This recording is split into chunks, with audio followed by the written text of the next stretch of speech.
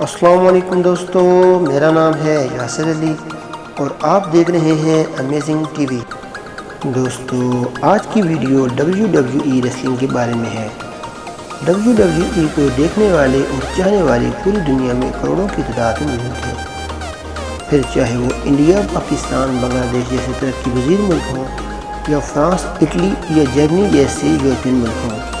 لیکن دوستو، اس کھیل کے بارے میں ایک بات ہمیشہ ہر چاہنے والے کے ذہن میں رہتی ہے کہ آیا یہ فائٹنگ ریئل ہوتی ہے یا فیک؟ اور آج کی اس ویڈیو میں ہم جانیں گے کہ WWE ریئل ہے یا فیک اور سکرپٹڈ ہے۔ جس طرح دوستو ایک مووی ہے، پھر بھی اس ہیرو کو داد دیتے ہیں اور ایسا اس لیے کرتے ہیں کہ انسان شروع ہی سے کچھ نیا اور سنسنی دیکھنے کو پسند کرتا ہے۔ اسی طرح WWE ایک سکرپٹڈ کھیل ہے۔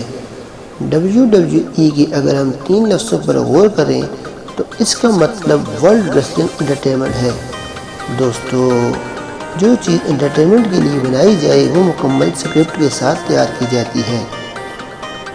WWE کے تمام سٹنٹ، غصے ہونا، لاتیں مارنا، گھوسے مارنا اور یہ تمام چیزیں میچ میں پہلے سے ہی طے کی جاتی ہیں، حتیٰ کہ یہ بھی طے کیا جاتا ہے کہ کون میچ جیتے گا اور کون ہارے گا۔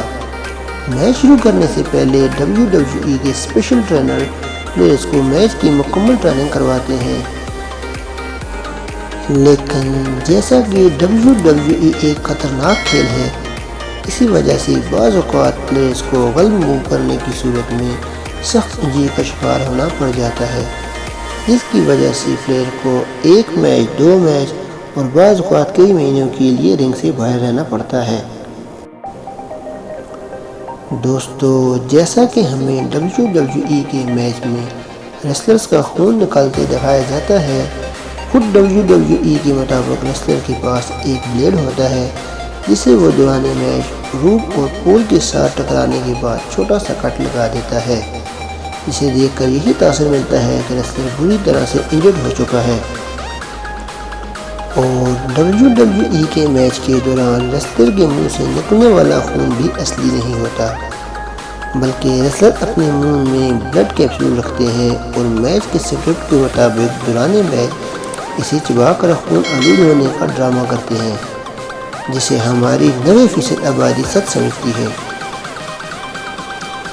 دوستو، ایسا بھی ہوتا ہے کہ ریسلر غلط موو کرنے کی صورت میں ایک بڑی انجری کا شکار ہو جاتے ہیں۔ ایسے حادثات کے بچنے کے لیے رنگ کے اندر 7 طے والی میٹرس ڈالی جاتی ہے، جو کہ دیکھنے میں بالکل سخت فرش کی مانند ہوتی ہے، مگر حقیقتاً یہ نہایت نرم میٹرس ہوتا ہے، جس میں اگر کسی عام آدمی کو بھی 15 سے 20 فٹ کی اونچائی سے بھی پھینک دیا جائے تو ایک خراش تک نہیں آتی۔ دوستو، میچ کے دوران جب ریسلر نہایت غصے میں، امید ہے دوستو آج کی اس نئی ویڈیو میں آپ کو کچھ نیا جاننے کو ضرور ملا ہوگا۔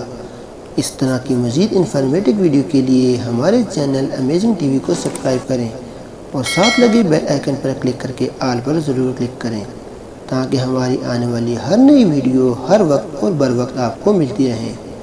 میں ملوں گا آپ کو ایک نئی انٹرسٹڈ ویڈیو کے ساتھ، تب تک کے لیے اپنا خیال رکھیے گا۔ اللہ حافظ۔